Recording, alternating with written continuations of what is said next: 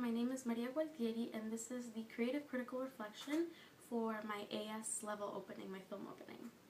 So just to give a little bit of context so that once I start answering these questions it makes a little bit more sense, I made a Venezuelan foreign film drama opening, and the basic storyline is of a young woman who moves to the United States from Venezuela, and she is presented with the conflict that she needs to find medication for her mother, medication that is extremely scarce in Venezuela, but it is very abundant and easy to find in the United States. So that's essentially why the film is called Abundance or Abundancia, because it is the contrast between where she comes from, Venezuela, how it's so hard to find anything, and then her new home where everything is abundant, everything is luxurious, everything is rich, and the title Abundance is sort of ironic and made to juxtapose these places and make us think about how where we are is so different from where other people are in the world.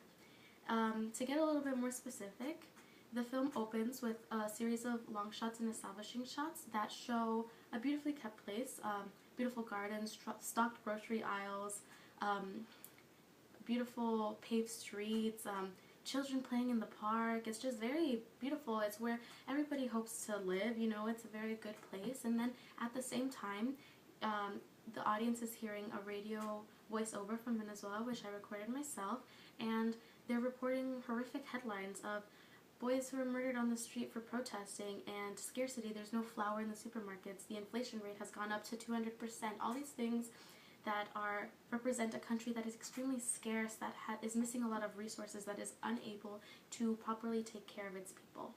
And the very beginning of the opening does this. It establishes this contrast between a place and another place. So after that, and all the credits are done and the title is played, the conversation opens up between the main protagonist, Margarita, who is a young woman, and her mother, who calls her on the phone. And they have a conversation where the mom is telling her that she needs her to find this medication for her. She needs her because there is none in Venezuela. And at the end of the short film, you know, Margarita promises, yes, I'm going to find this for you, Mom. I'm going to fix this for you. I want to help you. And it ends there. And so you're left wondering, what's going to happen? Is she going to find the medication? Is she going to be able to send it to her mom? What's going to be the end result of this? So with that in mind, I'm going to answer the questions, and I have a little bit of notes written down here, so that's where I'm looking. So the first question is, how does your product use or challenge conventions, and how does it represent social groups or issues? So this product uses a lot of conventions that are typical in short films. For example, it tells a story. It tells the story of Margarita, this young woman, and it introduces her as the main character, and it also alludes to this conflict of finding the medication, finding something that is scarce in a place that is abundant. So it really has the format and the structure of a conventional film opening. It does everything that a film opening usually does. As for things that it challenges, obviously being that it's a foreign film, it's subtitled, and yeah, it represents a more worldly issue, something that isn't usually talked about in a lot of films in the United States, and in that way it challenges certain conventions. As for how it represents social groups and issues, it definitely represents Latinos and Hispanic people in a different light than they usually are seen in United States media, and it also contextualizes immigration a little bit, which is a extremely important and prominent issue here in the United States.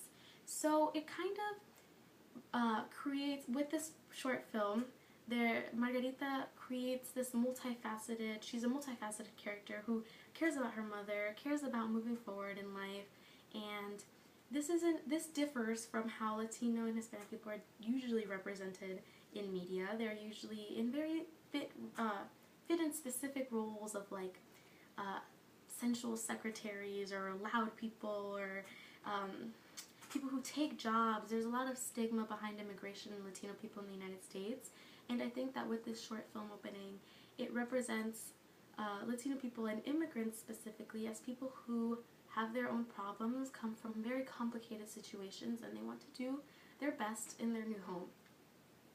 So I think it definitely takes away that stigma a little bit and contextualizes these people, makes them more likable, and makes you empathize with them a little bit more. The second question is, how does your product engage with audiences, and how would it be distributed as a real media text?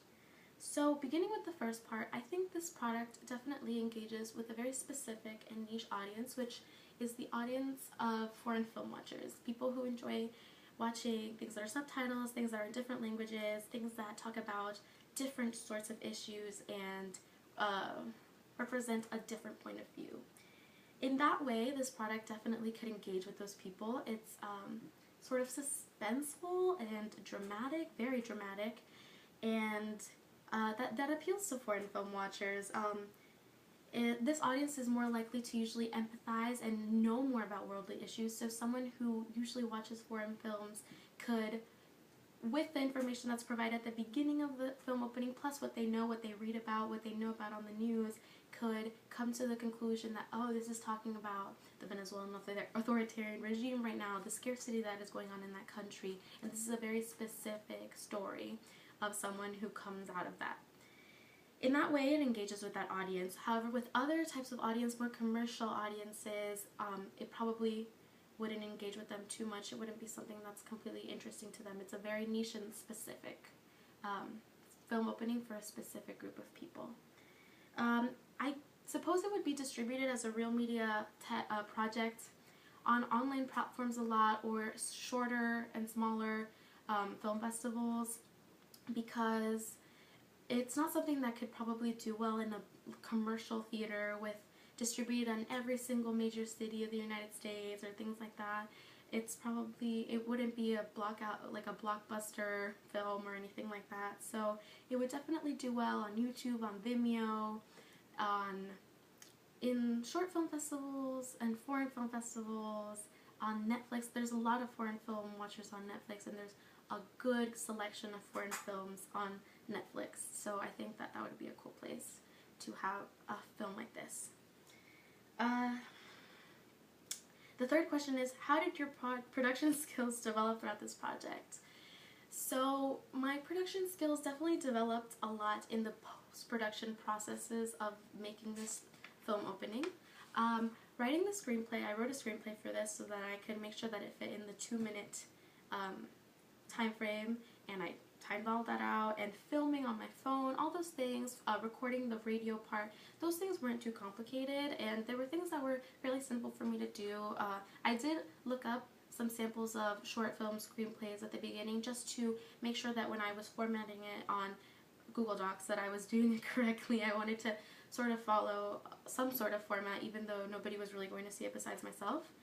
But as for editing and post-production and subtitling and all those things, those types of skills really developed with this project. I had to install iMovie. I didn't even have iMovie, and I had to learn to use the program, and I edited on there. And I also learned to subtitle, because given that this is a foreign film, it definitely required subtitles. So that was a lot of work, and it was a lot of trial and error. I did lose a couple clips a couple times, and I had to find them, and rookie mistakes like that.